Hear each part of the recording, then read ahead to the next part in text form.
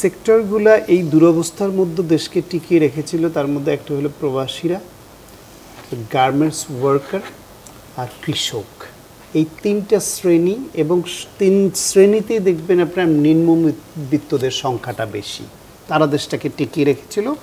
আর মধ্যবিত্ত উপরে এবং উচ্চবিত্তরা শোষণ করে, শুধু লুটপাট করার দিকে মনোযোগ থাকে বেশিরভাগের। সেই প্রবাসীরা, এটা তাদের খুবই ন্যায্য দাবি ছিল যে তারা ভোটার হতে চায়। ভোটার হওয়া তো অনেক পরের কথা, তারা এয়ারপোর্টে আসলে যে ব্যবহারটা পায় সেটা তাদের সাংঘাতিক পীড়াদায়ক, তাদের জন্য খুব কষ্টের। কিছুটা আস্তে আস্তে উন্নতি হচ্ছে, সবাই চায় যে উন্নতি হোক। ভোটার হওয়াটা তাদের নাগরিক অধিকার হিসেবে আরও বড় একটা ন্যায্য চাওয়া। বিএনপি এই চাওয়ার সঙ্গে একমত সব সময়। এখন কি পদ্ধতিতে করবে এটা নিয়ে বিএনপি এখনও তাদের মতামত দিয়েছে এরকম আমার নজরে আসেনি।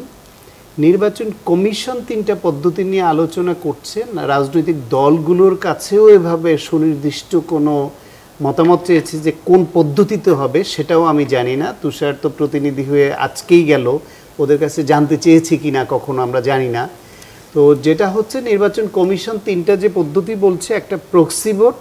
প্রক্সি ভোট অত্যন্ত বাজে একটা সিস্টেম হবে। প্রক্সি মানে একজন মানুষ বিদেশে আছেন, তার দেশে কোনো একজন স্বজনকে তিনি অথরিটি দিবেন ভোট দেওয়ার, এবং তার হয়ে ওই স্বজন গিয়ে, তার মনোনীত ব্যক্তি গিয়ে ভোটটা দিবেন।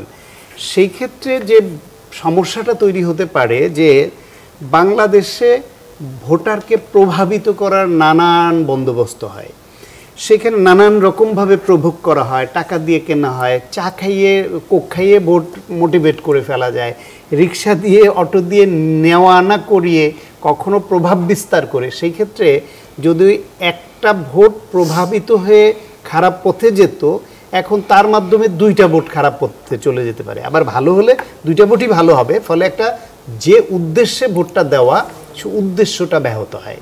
সেই জন্য প্রক্সি ভোটটাকে সহজ মনে করছে নির্বাচন কমিশন হয়তো, যে কারণে সেই দিকে তাদের আলোচনাটার ঝোঁকটা একটু বেশি মনে হচ্ছে। কিন্তু এটা তিনটা পদ্ধতির মধ্যে এটা সবচেয়ে পচা ভোট। পোস্টাল যে ব্যালটে যে ভোটটা হবে সেটা বেশি গ্রহণযোগ্য, কিন্তু সেটার দীর্ঘসূত্রতা আছে। যেমন বাংলাদেশে একদিনে নির্বাচন হয় এবং ওই দিনই ভোট গণনা হয় এবং ভোটের রেজাল্ট আসতে থাকে। পোস্টাল ভোট হলে পৃথিবীর বিভিন্ন দেশ থেকে এই ভোট আসার যে সময়, সেটা নিয়ে নানান রকমের দ্বন্দ্ব সন্দেহ তৈরি হবে এবং ঝামেলা তৈরি হবে। যেমন আগে দিয়ে দেওয়ার সুযোগ থাকে, সেটা করলে কি হয় বাংলাদেশে? সেরকম যদি সব দল মেনে নেয়, আগে দিলে আপনি ভোটের দিনের যেই উৎসব, যে টাইম ফ্রেম, আপনার প্রার্থী ঘোষণা কতদিনের মধ্যে দিবেন, নির্বাচনী প্রচার কতদিন, তাহলে বিদেশিরা ভোট দেওয়ার টাইমটা আগে চলে গেলে আপনি নির্বাচনী প্রচারের সঙ্গে, বাংলাদেশ নির্বাচনী প্রচার তো একটা গুরুত্বপূর্ণ বিষয়, সেটার সঙ্গে ম্যাচ করবে কি করে? নির্বাচনী প্রচার রাখবেন আপনি ইলেকশনের আগের দিন পর্যন্ত, আর সে ভোট দিয়ে দিবে 15 দিন আগে বা 20 দিন, সপ্তাহ আগে, তাহলে তো হলো না। এটা একটা সংকট তৈরি করে। বরং সবচেয়ে ভালো সমাধান হতে পারে যদি অনলাইন ভোটিং সিস্টেম চালু করা যায় এবং আইটি এক্সপার্টদের ওপিনিয়ন নেওয়া হয়।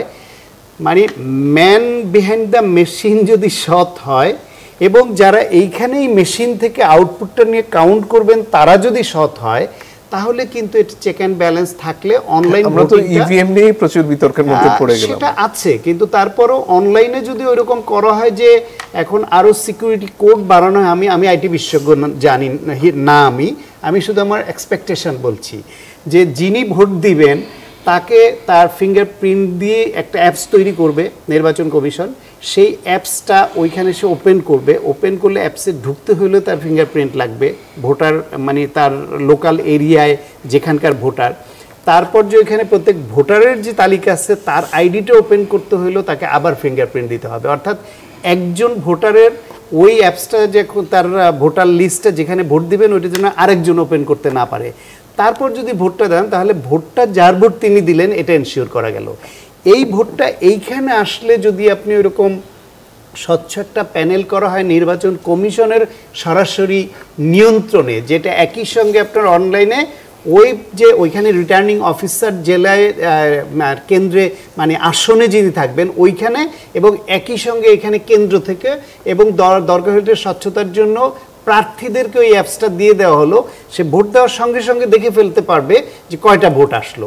অন্তত অনলাইন ভোটিংয়ে স্বচ্ছতা ওইভাবে যদি হয় যে এইটাই দেখছে, যেহেতু ওইখানে অনলাইনে করা হচ্ছে, এইভাবে সমঝোতার ভিত্তিতে সব দলের মতামত নিয়ে, আইটি এক্সপার্টদের মতামত নিয়ে নির্বাচন কমিশন যদি এরকম গ্রহণযোগ্য একটা পথ পায়, তিনটার মধ্যে তুলনামূলকভাবে প্রসপেক্ট বেশি এখনকার পরিস্থিতিতে। আমার ব্যক্তিগত মত এটা অনলাইন ভোট।